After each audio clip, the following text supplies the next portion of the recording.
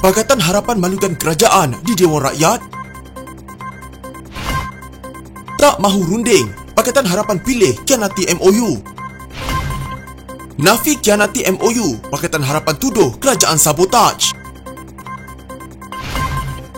Tun M bakal tubuhkan gerakan baru. Pembangkang mahu kerabat diraja sertai politik.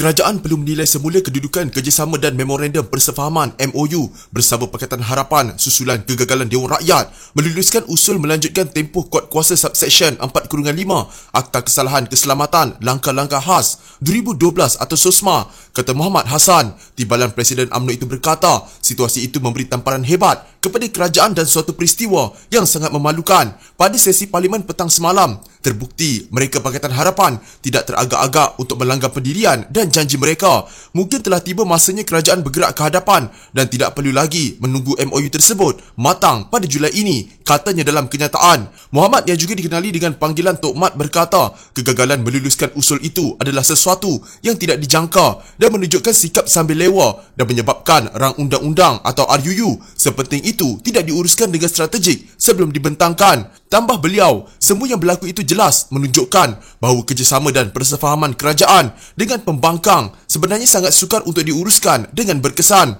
Adalah tidak keterlaluan untuk mengambil pendirian bahawa persefahaman tersebut sebenarnya telah gagal berfungsi seperti yang diharapkan. Kerajaan yang terbentuk, bertahan dan berfungsi dengan menggunakan mekanisme memorandum persefahaman atau MOU sebegini adalah sangat berisiko. Apatah lagi bila Pakatan Harapan sebenarnya adalah pihak yang tidak boleh dipercayai dan memang sudah menjadi kebiasaan mereka untuk memungkiri janji, katanya. Usul untuk melanjutkan tempoh pelaksanaan subsection 4/5 Akta Kesalahan Keselamatan Langkah-Langkah Khas 2012 untuk tempoh 5 tahun lagi gagal melepasi undi belah bahagi. Speaker Dewan Rakyat Azhar Azizan Harun berkata, ahli parlimen yang bersetuju dengan usul tersebut ialah seramai 84 orang, manakala tidak bersetuju 86 orang dan 49 lagi ahli parlimen tidak hadir.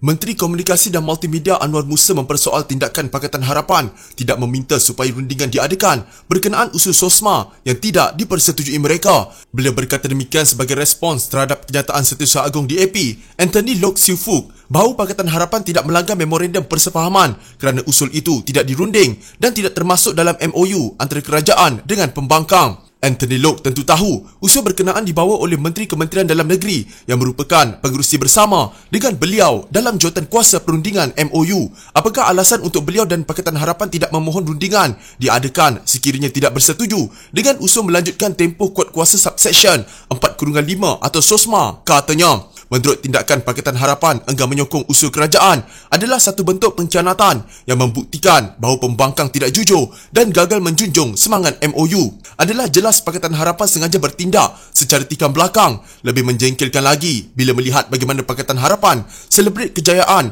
menolak usul kerajaan dengan bersorak di dalam Dewan. Jelas membuktikan Pakatan Harapan tidak jujur dan tidak boleh dipercayai. Kita tentu ingat, baru 2 hari lepas, pengerusi DAP Lim Guan Eng mengugut kerajaan berhubung pindaan perlembagaan dan cadangan akta anti lompat parti. Beliau menyatakan mahu menamatkan MOU jika bil tidak dibentangkan dalam mesyuarat penggal pertama ini. Tidakkah ini juga petanda betapa tidak jujurnya DAP dan Pakatan Harapan dalam melaksanakan MOU ini? Justru Pakatan Harapan, khususnya DAP, perlu bertanggungjawab jika MOU ini rosak, katanya di Facebook. Media sebelum ini melaporkan usul untuk melanjutkan tempoh pelaksanaan subsection 4/5 Akta Kesalahan Keselamatan Langkah-Langkah Khas 2012 untuk tempoh 5 tahun lagi gagal melepasi undi belah bahagi. Speaker Dewan Rakyat Azhar Azizan Harun berkata, ahli parlimen yang bersetuju dengan usul tersebut ialah seramai 84 orang, manakala tidak bersetuju 86 orang dan 50 lagi ahli parlimen tidak hadir.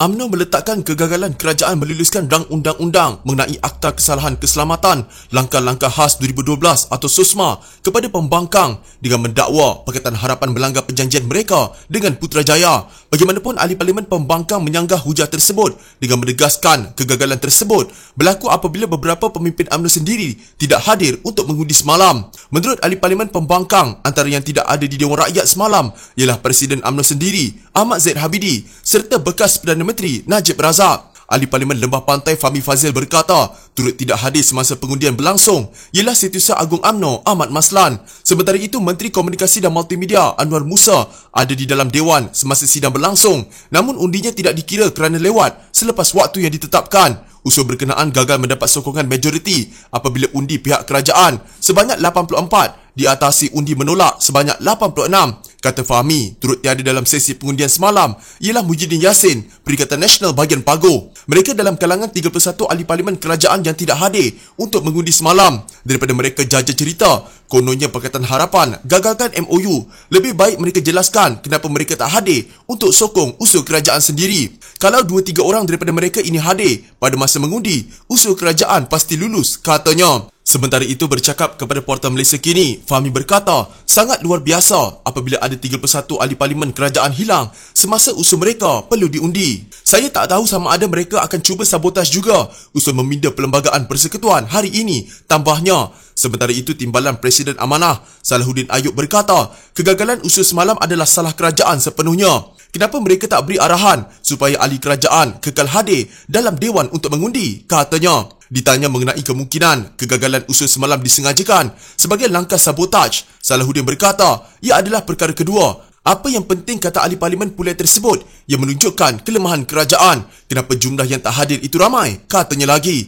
Salahuddin yang juga menganggotai jawatan kuasa pemandu MOU menegaskan Pakatan Harapan hanya menjalankan tugas mereka dan pendirian terhadap penahanan tanpa bicara adalah konsisten. Katanya rang undang-undang SOSMA yang ingin dilanjutkan itu tidak dibawa ke perbincangan dengan Pakatan Harapan seperti yang dinyatakan dalam MOU dan mereka hanya akan berkompromi jika akta itu dipindah.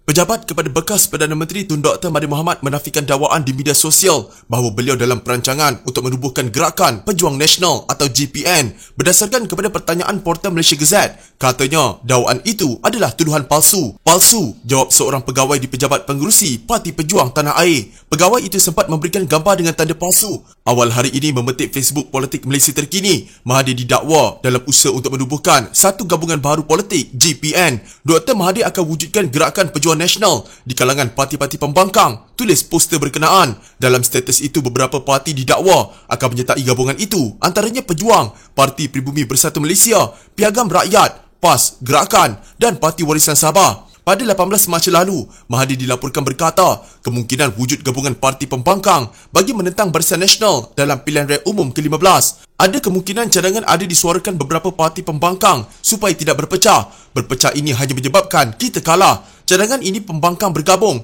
perlu dikaji secara mendalam, katanya pada sidang media di Yayasan Kepimpinan Perdana Putrajaya. Kenapa kita tidak juga memasukkan supaya diberikan hak ruang kepada di-Pertuan Agong dengan persetujuan Majlis Raja-Raja untuk menentukan mana-mana keluarga waris raja-raja yang mempunyai minat, kecenderungan dengan politik ini untuk mereka ini menyertai politik secara sah untuk mengelak daripada persoalan ada kritikan yang tak sepatutnya terhadap yang dilihat mereka ini daripada keluarga diraja, dan akhirnya menyebabkan orang yang mengkritik itu akan diambil tindakan kerana ada persalah undang-undang yang dikatakan bahawa tidak boleh mengkritik raja ataupun keluarga diraja ataupun waris diraja. Jadi ini bagi saya bahawa lebih elok. Seorang ahli parlimen pembangkang mencadangkan supaya keluarga atau kerabat diraja diberi pilihan untuk menyertai politik sekaligus membolehkan mereka dikritik secara terbuka seperti ahli politik lain. Mahfuz Omar Pakatan Harapan Pokok Sena berkata terdapat persepsi di kalangan orang ramai bahawa kerabat tertentu di negara ini sudah pun mempunyai kecenderungan berpolitik mereka. Ini katanya dapat dilihat daripada kenyataan yang dibuat oleh individu tertentu pada masa lalu yang menunjukkan sokongan kepada parti yang mereka sukai. Jadi persoalan saya adalah, kerana ada persepsi pada keluarga diraja punyai kecenderungan politik, kenapa tidak masukkan juga beri hak kepada Yang di-Pertuan Agong dengan persetujuan Majlis Raja-Raja menentukan mana-mana kerabatnya yang punya minat politik untuk mereka ini menyertai politik secara sah. Ini untuk mengelak daripada persoalan kritikan yang tidak sepatutnya mereka ini dilihat dari keluarga raja. Akhirnya yang mengkritik diambil tindakan kerana undang-undang melarang mereka daripada dikritik. Yang tidak dikritik pada saya lebih elok, katanya. Mahfuz membuat cadangan itu ketika membahaskan usul kerajaan untuk meminda perkara 19 Perlembagaan Persekutuan bagi mengecualikan kerabat diraja daripada menjadi pengundi berdaftar. Pindaan yang dicadangkan itu bertujuan memasukkan klausa yang memberi kuasa kepada Yang di-Pertuan Agong untuk mengecualikan mana-mana ahli keluarga diraja, sultan, isteri dan waris mereka serta Yang di-Pertua Negeri daripada daftar pemilihan negara. Jadi lebih mudah kita bertempur dari sudut politik. Bila nak kritik mereka, kita kritik bukan keluarga raja, tapi diri mereka sebagai ahli politik. Kita menegur dia sebagai orang politik, kata Mahfuz. Sementara itu, sesi perbahasan, seorang lagi ahli parlimen membangkitkan soalan kepada Menteri di Jabatan Perdana Menteri Undang-Undang Wan Junaidi Tuanku Jaafar mengenai isu perlembagaan yang mengecualikan keluarga diraja daripada mengundi. Hassan Abdul Karim, Pakatan Harapan bahagian Pasir Gudang, berkata walaupun dia memahami tujuan cadangan itu, terdapat kebimbangan sama ada pengecualian itu akan menjejaskan hak keluarga diraja sebagai warga negara Malaysia untuk mengundi dalam pilihan raya. Persoalannya ialah, bila diluluskan ini, membawa makna hak raja pemerintah, raja-raja dan isterinya dan sebagainya. Hak mereka telah dicabut daripada yang diiktiraf oleh perlembagaan. Mungkin YBM sudah dapat pandangan dari Peguam Negara, tapi saya suka nyatakan bahawa AG bukannya maksum. Kita penggubal undang-undang. Adakah kita luluskan ini? Kita bergerak ke depan sebagai masyarakat progresif? Soalnya...